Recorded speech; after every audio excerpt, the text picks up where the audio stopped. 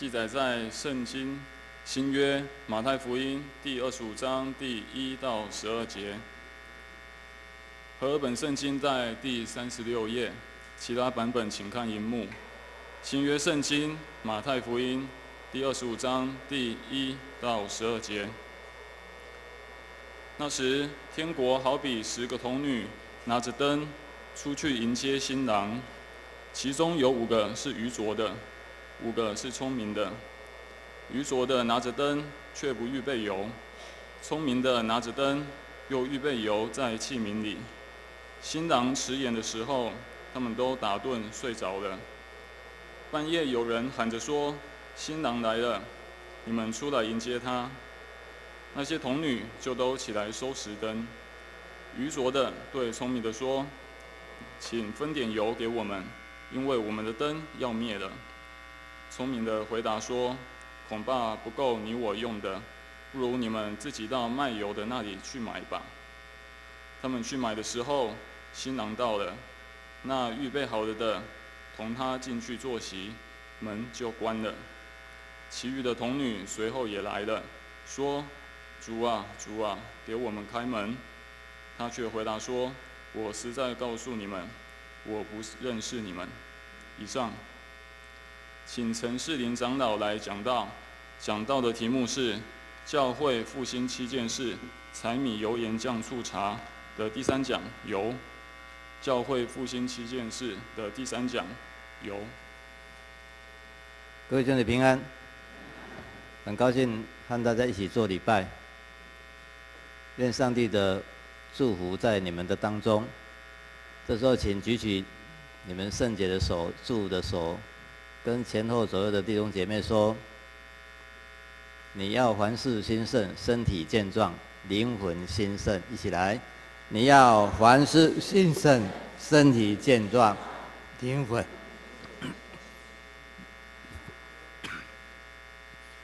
魂也一样兴盛。最后一项很重要，预备来，灵魂也一样兴盛。感谢主。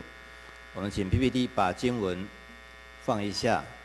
好，我们再重新读一次，预备来。那时天国好比10个童女，拿着灯出去迎接新郎，其中有5个是愚拙的，5个是聪明的。愚拙的拿着灯，却不预备油；聪明的拿着灯，又预备油在器皿里。新郎延迟的时候，他们都睡着了。半夜有人喊着说：“新郎来了，你们出来迎接他。”那些童女就都起来收拾灯。愚拙的对聪明的说：“请分点油给我们，因为我们的灯要灭了。”聪明的回答说：“恐怕不够你我用的，不如你们自己到卖油的那里去买吧。”他们去买的时候，新郎到了那里预备好了的，同他进去坐席，门就关了。其余的童女随后也来了，说：“主啊，主啊，给我们开门。”他却回答说：“我实在告诉你们，我不认识你们。”2个月前，我在教会里面做门训，就是门徒训练。那么所上的课程是祷告学校。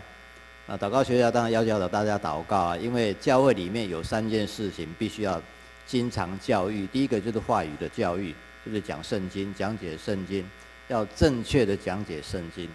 第2个就是祷告的教导，第3个就是圣灵的教导。那么祷告学校里面，我们就一起祷告。上完课我们会一起祷告。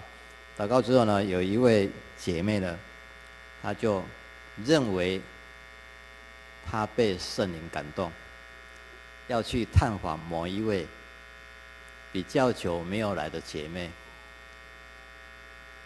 她都没有跟我来说明这件事情，她只是一个感动。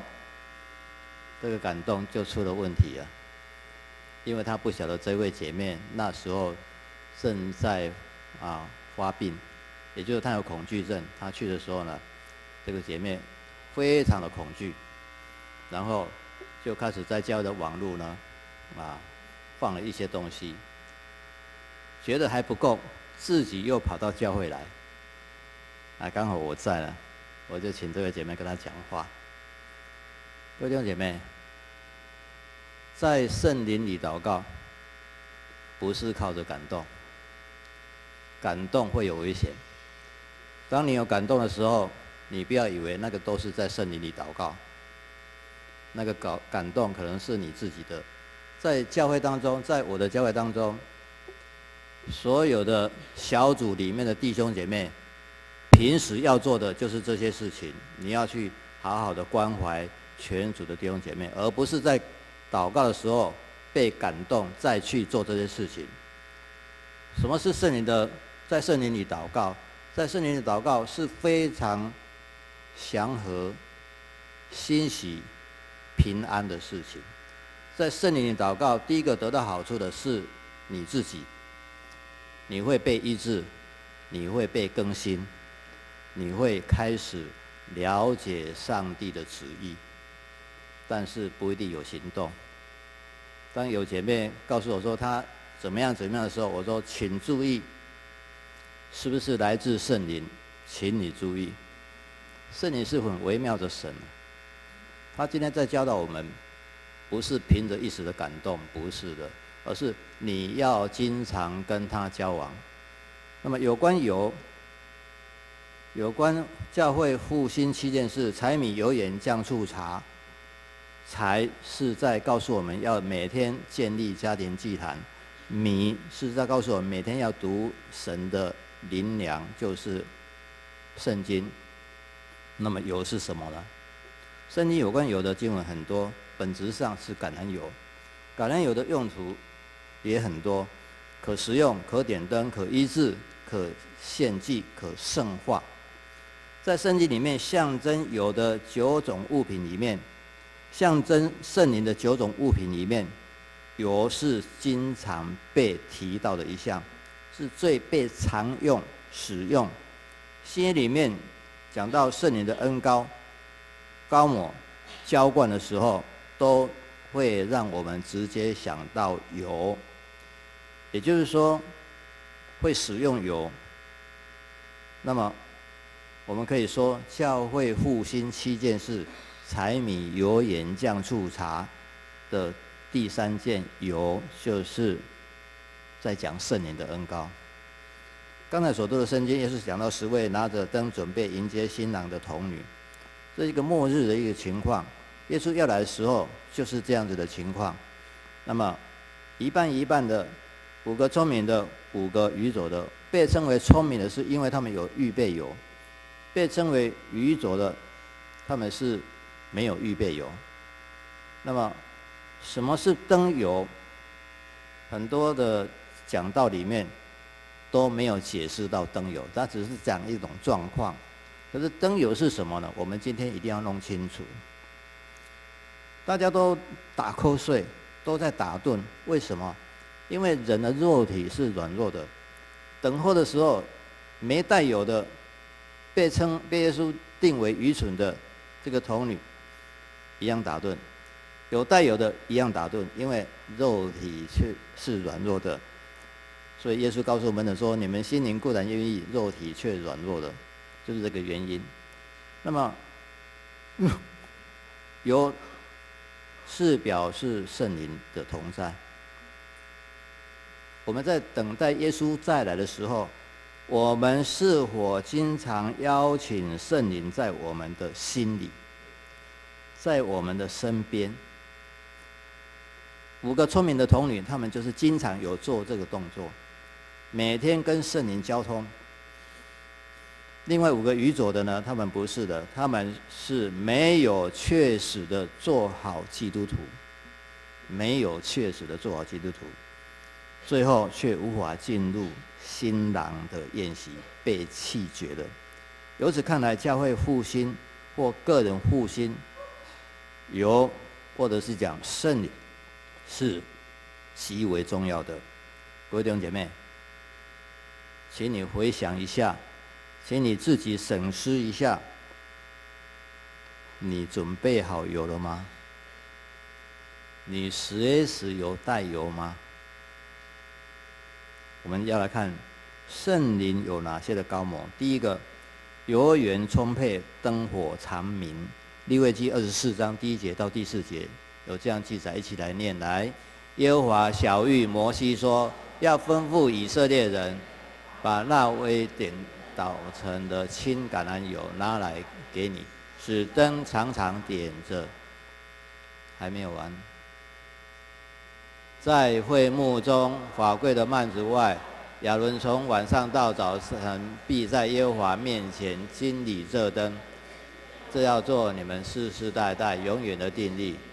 他要在耶和华面前常收拾金灯上的灯。亚伦被上帝吩咐，一个大祭司经常要点好灯，不能够让它熄灭。点好灯是警醒的作用，你每天都要把灯点上，才会成为一个尽忠的仆人。撒母耳，我们看他在年幼的时候，他就是睡在这个旁边。上帝的灯，我们如果读到撒母耳的记载的时候，他说上帝的灯还亮着，上帝的灯还明着。所以撒母耳是经常保持上帝的灯不会熄灭。进入圣所的时候，前面有一个献燔祭的一个祭坛，再来就是洗濯盆。进到圣所里面的左边就是金灯台，右边是陈设饼的这个桌子。那么再往前到至圣所的前面，就是一个香坛。里面才有约柜跟施恩宝座。所以这里面每一个都有很长的、很深远的意义。有时间我再跟大家来研讨。可是今天在讲这个灯如何能够保持继续长明，必须要有油。灯的亮不是由于灯蕊、灯芯，不是的。如果没有油，它就要熄灭了。所以基督徒必须经常得到圣灵的充满，才可以持续的发光，并且要倚靠圣灵，成为我们永久的供应。我们如果看撒迦利亚书第4章1节到第6节，我们就会很清楚，一起来念来。那与我说话的天使又来叫醒我，好像人睡觉被唤醒一样。他问我说：“你看见了什么？”我说：“我看见了一个纯金的灯台，顶上有盏灯，灯台上有7盏灯，每盏有7个管子。”我问说：“天使说，主啊，这是什么意思？”与我说话的天使回答我说：“你不知道这是什么意思吗？”我说：“主啊，我不知道。”他对我说：“这是耶和华指所罗巴伯的。万军的耶和华说，不是依靠势力，不是依靠才能，乃是依靠我的灵，方能成事。”很明显的，不管是在古代一直到现代的意义，更强烈的在告诉我们，圣灵是非常重要的。所以在这个图像里面就发现那个7盏灯接到2棵橄榄树上，表示以现在的意义讲，表示我们每一个人要成为灯，必须要经常直接从圣灵来得到油。如果没有的话，当然灯很快就会熄灭。那么人要继续发光，基督徒会继续发光，最佳的方式就是与圣灵连结，接到橄榄树上。因为不是依靠势力，不是依靠才能，乃是依靠圣灵方能成事。希望我们每天都与圣灵的交通生活持续的不断，则我们事事就会亨通。第二个，油是在告诉我们恩膏满溢。有油膏的时候，就会恩膏满溢。使徒行传第19章第5节到第7节，我们一起来念来。他们听见这话，就奉主耶稣的名受洗。保罗按手在他们头上，圣灵便降在他们身上，他们就说方言，又说预言，一共约有12个人。好，又说预言呢，就是在传福音，在讲道。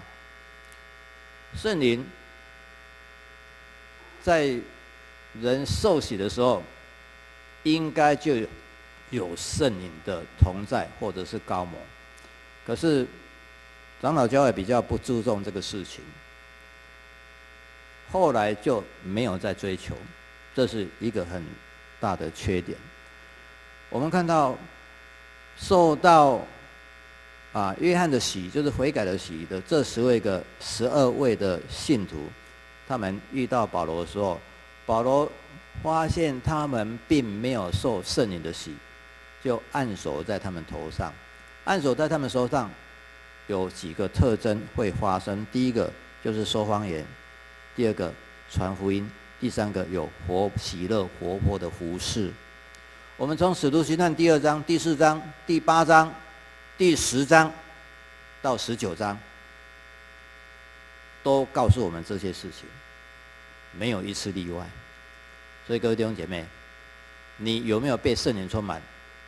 这些就是证明。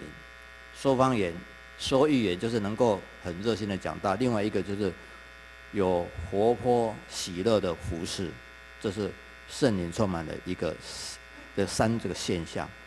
直到今天，被圣灵充满的信徒，或者我们直接讲就是基督徒，都是这个样子。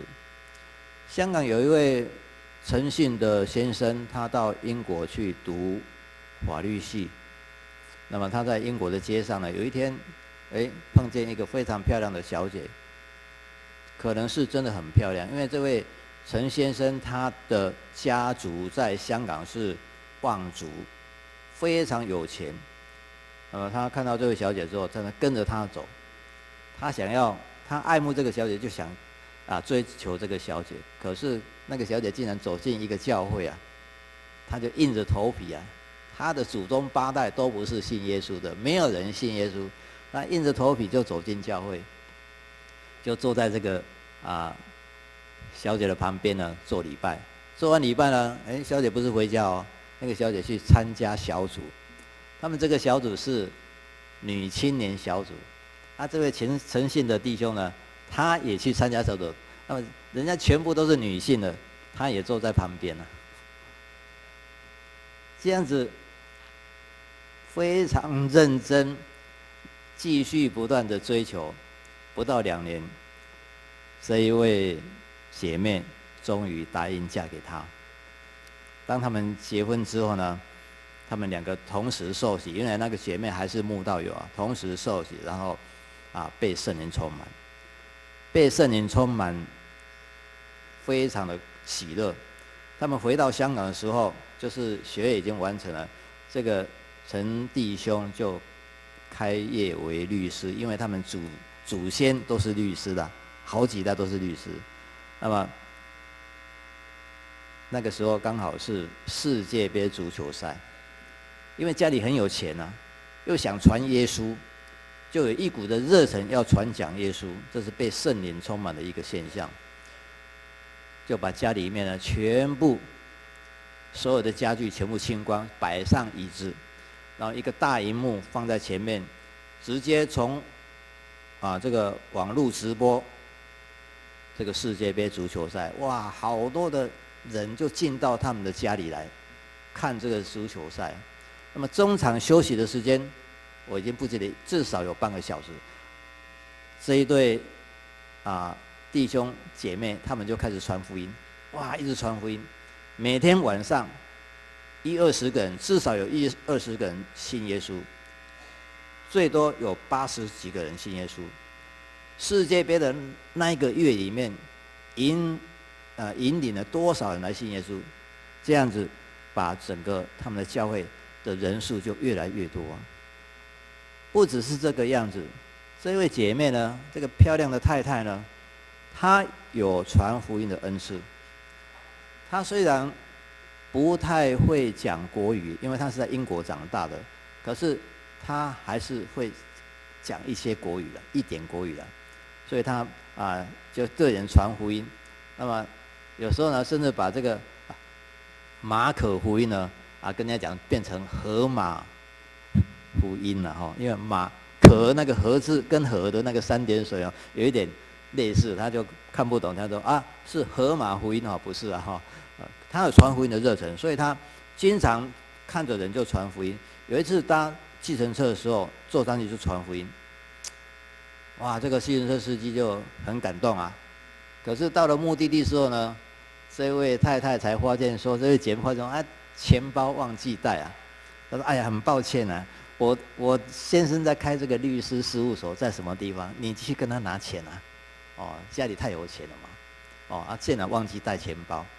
这位计程车司机说：‘哎呀，太太，我要谢谢你了，没有关系啦，没有关系啦。你这么热心向我传讲耶稣，要我全家都上天堂，不收钱也开心。’各位弟兄姐妹，传福音的热忱是被圣灵充满，就是恩膏满溢的现象。那么，我们对于恩膏要怎么样呢？就是要尊荣恩膏。使徒行传第10章44节到46节，这是这是彼得在哥林流的家庭传福音的情形。我们一起来念来。彼得还说这话的时候，圣灵降在一切听到的人身上。那些跟哥里和彼得同来的信徒，见圣灵的恩赐也交在外邦人身上，就都稀奇，因听见他们说方言，称赞神为大。好，这是第10章里面讲到被圣灵充满。彼得奉圣灵的命令去传福音给哥尼流的家庭。当然，彼得所讲的就是耶稣他的见证，他所看到的。可是哥尼流是见到异象才去找彼得的。哥尼流他虽然是外邦人，虽然他还没有归化为犹太教，可是圣灵的指示就是这个人要受洗成为基督徒。所以在保罗还在讲论的时候呢，圣灵迫不及待的就充满在哥尼流全家跟他的朋友身上。圣灵降临在每一个人听到的人身上的时候，就说方言，称赞神为大。这个彼得看到这个情形呢，就尊荣圣灵了。既然圣灵都接受他们，我怎么不能够为他们受洗呢？以前在耶路撒冷那个5000人、3000人都是犹太人或者是从外国回来的犹太人，可是这个是外邦人。犹太人万万没有想到圣灵会叫外邦人受洗，所以在这个地方，彼得看到圣灵先降在这些人身上的时候，他尊荣圣灵，不得不为他受洗。我们要尊荣圣灵的恩膏，不可批评或局限于个人的见解，或者是教条的规定，或是自己的教导，我们都要摒弃，因为圣灵降临的时候有这些现象产生，我们就要尊荣圣灵的恩膏。圣灵要使用那些渴慕追求他的人，我们必须尊荣圣灵恩膏。美国有一个很大的教会，他长期聘用一个全职的圣乐牧师，把教会的诗班练习到可以出 CD， 可以出 DVD。我们各位以前所听过的这个 tape 录音带、CD、DVD 都可能是他们出的。他们不但赚了很多钱，而且这个教会也为世界各地的教会所称赞。可是这位圣乐牧师呢，他有一次在受访问的时候，他很坦白的说，他说：“我承认，我们的诗班也好，敬拜赞美团也好，大家心里有数。我们表演的心态大于侍奉的心态，表演的心态大于侍奉的心态。”直到有一天，有一位黑人姐妹加入我们的诗班，加入我们的敬拜团。这位姐妹一加入的时候，整个诗班都不一样了。她不会看谱，他家里很贫穷，他没有职业，他没有学过声乐，他上的学校是一点点，可是只要他在场，整个敬拜团好像变了一个完全不同的敬拜团。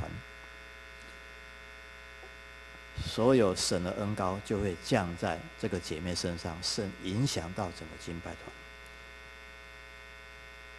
各位弟兄姐妹，我们不要轻看这位黑人姐妹，她不会看谱，她贫穷，可是神要用她的时候，她没有学过声乐，没有学过这些，神用她的时候就不得了。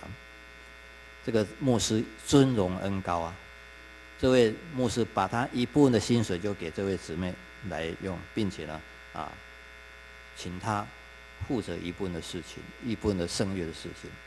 香港有一批青年，有一天到这个教会去做礼拜，他说，这个姊妹真的，她上台的时候就把所有的弟兄姐妹带到大君王的面前。各位弟兄姐妹，我们很佩服这位姐妹，她跟神交通，我们也佩服这位牧师，他能够尊荣恩膏，这是我们必须学习的。另外还有什么恩膏呢？有啦，守望勇士，尼希米第7章第3节，我们一起来看这个经文。又吩咐他们说，等到太阳上升，才可以开耶路撒冷的城门。人上看守的时候，就要关门上栓，也当派耶路撒冷的居民各按安置自己房子对面的之处。这是尼希米所提到的一些在耶路撒冷建城墙的时候，他们遇到外族的侵犯，所以就派人站岗，有人瞭望有人成为守望勇士，直到城墙建起来。他们比别人付出更多的时间，更多的体力，是事实。西雅图有一间教会，16年来连续增长。每当上台讲道的牧师在预备室祷告的时候，那个教会会有12位经常祷告的代祷者就走进这个办公室来，为牧师按手祷告。为牧师按手，在很多教会是经常看见的事情，是信徒为牧师按手。各位弟兄姐妹，这12位代祷者，他们为牧师按手之后，这个牧师上台讲道了，可是他们还继续留在预备室里面，继续的祷告，直到牧师讲道结束。你不要你不会有恩膏，你会有恩膏的。你不要说我没有祷告的恩赐，这一句话是骗人的啦。祷告还有恩赐，当然会有恩赐啊。可是你不经常祷告，就不会有恩赐啊。一个人经常每天祷告2个小时，你就会有祷告恩赐。如果人家邀请你祷告，祷告是你跟上帝讲话，所以你不要说我没有恩赐，你会受到责罚的。祷告是我们跟上帝讲话，起先当然都不会有恩赐，可是后来会渐渐显明你的恩赐。教会需要有守望勇士，为牧师、为教会来代祷。每一个人都可以成为守望勇士。请告诉你前头所有的弟兄姐妹说，你是守望勇士，来，你是守望勇士。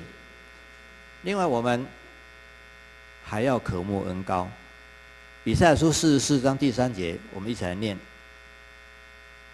我所拣选的耶稣伦，不要害怕，因为我要将水浇灌口渴的人，将河浇灌干旱之地。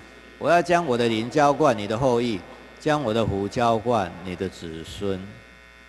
每次上帝提到耶稣伦的时候，这是一个诗歌式的表示，才会讲出耶稣伦，是在暗示以色列人要想到申命记32章的耶稣伦。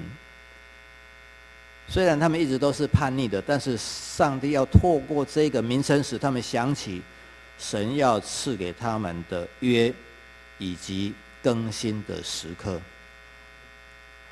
对基督徒来说呢，虽然我们的灵命状态有时候好，有时候坏，可是神仍然要赐给我们更新的恩膏，就是圣灵他要赐给我们每个人，他很欢喜赐给我们每个人。所以无论如何，大家都不要忘记圣灵实在经常与我们同在。我们要忘记背后，努力面前，竭力追求圣灵的恩膏，你会被圣灵更新的。香港有一位姐妹呢，她读书不是读得很好，她一直都是在同伴这个整个弟兄姐妹当中，她都是比较落后的。比如说她高中考2年才考上，大学她考3年才考上，可是她就是有恩膏啊，她很渴慕恩膏。那么在一次几百人的儿童夏令营里面呢，场面相当混乱，所有的老师都镇压不住的时候，这位姐妹一上台，人长得不高啊，一上台1分钟把整个场面就搞定了。牧师发现说：“哎呀，这个姐妹真的有这一方面的恩膏。”后来就鼓励她说：“姐妹，你去读神学院吧。”这个姐妹谦卑的就去读神学院。那么目前她已经当牧师，在大陆训练儿童侍奉的工作非常的成功。各位兄姐，你有哪方面的恩赐？我不知道，但是你知道。你自己稍微知道，你一定要渴慕圣灵继续恩膏你，你就会在你的生命当中改变，成为神所重要的仆人。恩膏虽然讲很多，还有很多的恩膏，可是恩膏有危机啊，恩膏有危机。我们看一下撒母耳记上第15章30节。扫罗说：“我有罪了，虽然如此，求你在我百姓的长老和以色列人面前抬举我，同我回去，我好敬拜耶和华你的神。”扫罗当王的时候，他起初不错的，可是打了几次胜仗之后，就开始骄傲到甚至献祭的工作是属于大祭司撒母耳的工作，他去取代他的位置，上帝就非常不高兴，所以上帝透过撒母耳告诉他：“你越权了，你得罪上帝了。”所以扫罗说：“我有罪了。虽然如此，请你求你在人的面前抬举我啊！”各位弟兄姐妹，这是上帝很不高兴的事，所以上帝撤回恩膏。上帝撤回恩膏在世界上很多有名的牧师的身上都发生过，台湾今年也发生了，上帝撤回所有的恩膏。各位弟兄姐妹，我们没有时间讲这么多，我们只是知道，所有的被恩膏的人有危机，如果骄傲、不顺服、越权、窃取上帝的荣耀，都是恩膏危机。1989年在马尼拉举行的全球洛桑大会，洛桑大会不知道有人知道这个大会的情况吗？洛桑大会是格里汉博士他发起的福音派教会全球的福音计划，其中有一位从中国大陆来的，从安徽来的陈牧师，老牧师。他被安排在那一次的大会里面来见证他在中国大陆的情形。他被关在中共的劳改营里面18年，最后的8年，因为他对耶稣基督的忠实，他被隔离，一个人关在最脏、最卑贱的粪池，度过他最后的8年。每天早上，水回车就送一大堆的水回进来，然后他一个人就拿着瓢子把这个水回浇在稻草上，然后隔几天再来把这个稻草再翻，让这些的草成为肥料。有人问他说：“请问陈牧师，你每天在那里做什么？”他说：“我在那边。我敬拜，我背圣经，我唱赞美诗歌，在一个很臭的地方，他敬拜，他背圣经，没有圣经，但是他是牧师，背很多圣经，在那里他唱敬拜赞美的诗歌。各位弟兄姐妹，我们今天很幸福呢，不像他那样子，我们在这里有冷气，我们坐着在敬拜上帝，我们聆听上帝的话语。可是我们敬拜的心态是怎么样？我们真的要好好反省了。陈牧师在那个粪场里面是这样子的敬拜，然后说着说着他就唱起赞美诗歌来。唱哪一首诗歌？在花园里。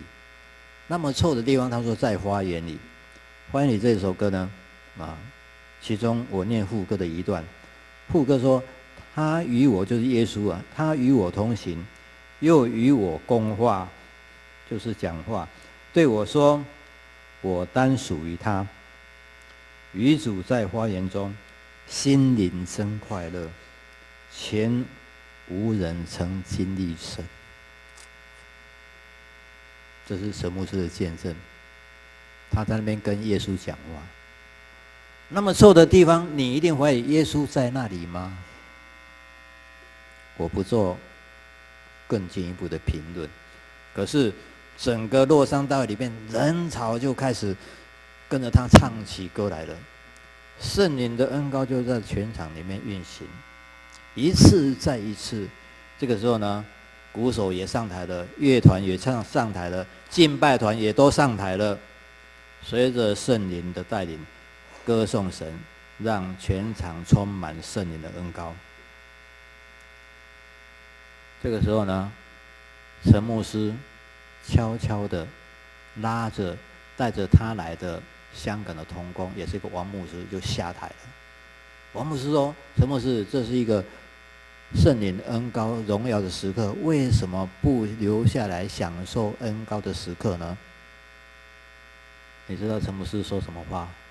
他说：膏油倒出来，瓶子还留着做什么？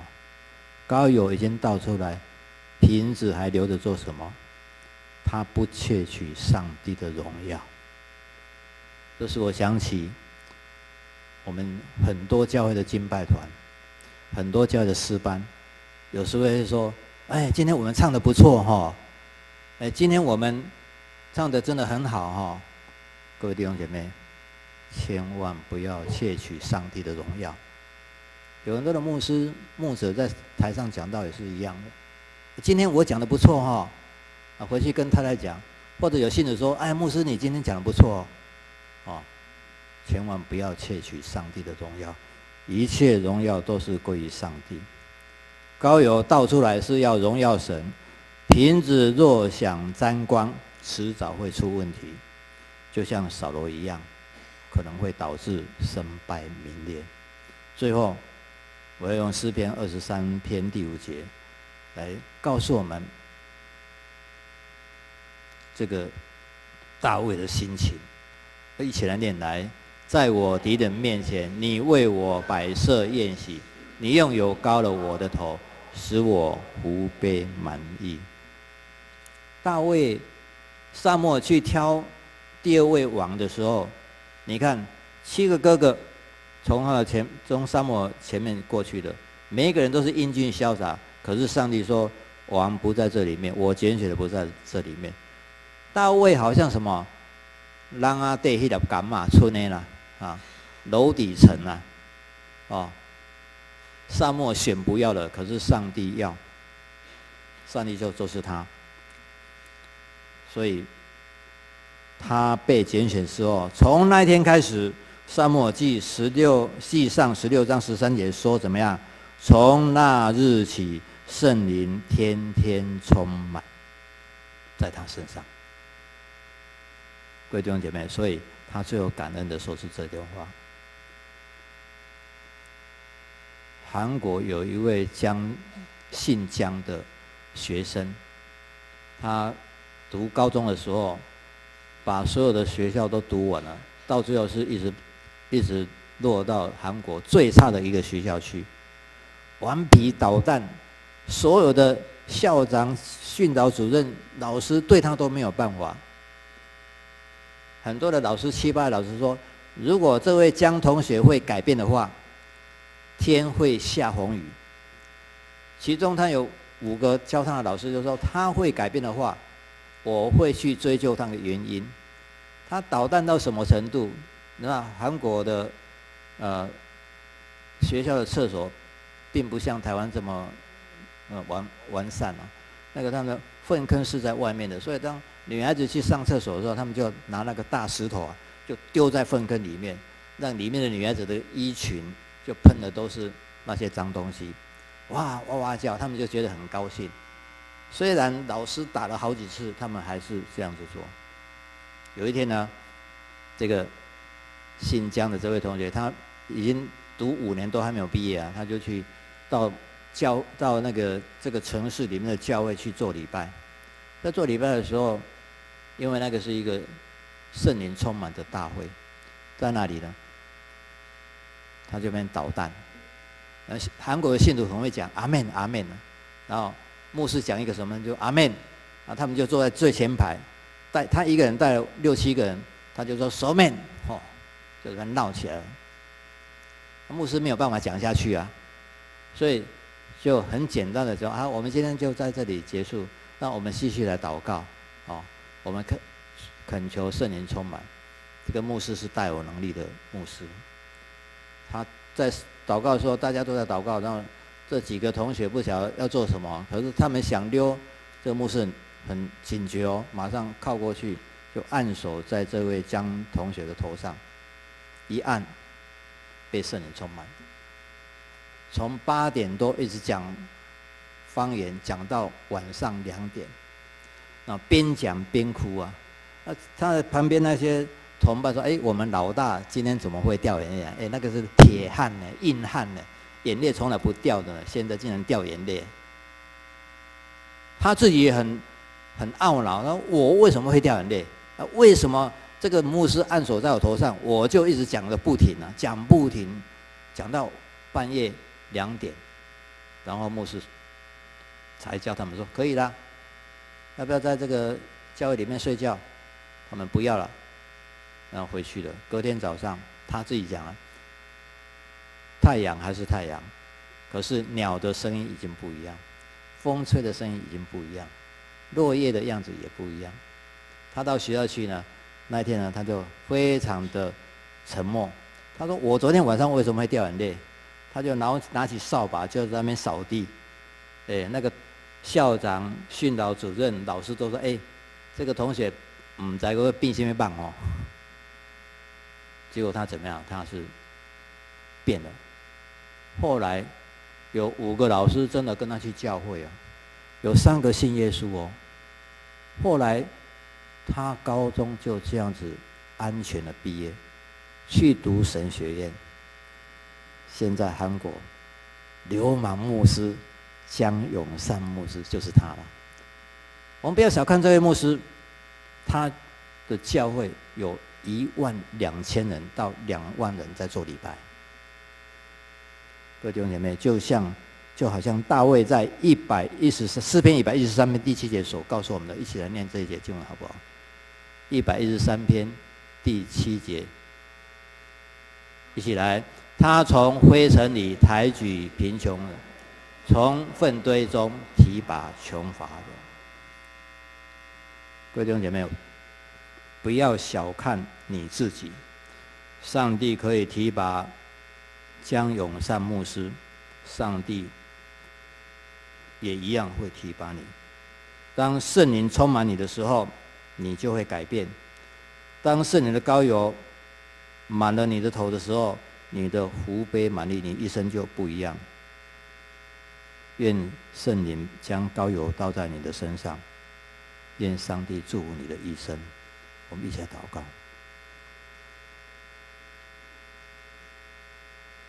各位兄姐，你希望得到圣灵的充满吗？可能你还不了解圣灵充满的样子的情况，你只是知识上的了解，但是你没有真正经历过圣灵的充满。你愿意被圣灵充满吗？如果有这样的人，请你把你的手放在你的胸前，你不要抗拒圣灵的意识。如果没有被圣灵充满，你不会成为神使用的人。感谢主，天父，我们谢谢你，因为你差遣耶稣基督来救我们的生命。同样的，耶稣，我们也谢谢你，因为你把最好的礼物圣灵赐给我们，是要把我们每一个人的生命改变。所以我们谢谢你，透过圣灵，我们知道我们要改变，我们会得更新，我们会得到恩膏。当我们得恩膏的时候，神你的能力就会降在我们身上，圣灵会使用我们成就大事。所以求你今天帮助我们，让我们知道，我们虽然卑微，可是当我们愿意成为被圣灵充满的人，我们就会成为上帝你所使用的仆人。天父，求你来帮助我们。耶稣基督，我们谢谢你。圣灵，我们感谢你，因为你要成为我们的安慰者，你要成为我们的赐能力者，你与我们同在，我们就会成为聪明的人，聪明的童女一样。感谢赞美主，恳求圣灵来奋兴这个教会。主圣灵，求你来领导我们迦南教会，从上到下，全部愿意敞开心门，被圣灵来充满。主，我们谢谢你，谢谢你，感谢赞美主。孩子在主的面前祈求祷告，不配是奉耶稣基督的圣名，阿们。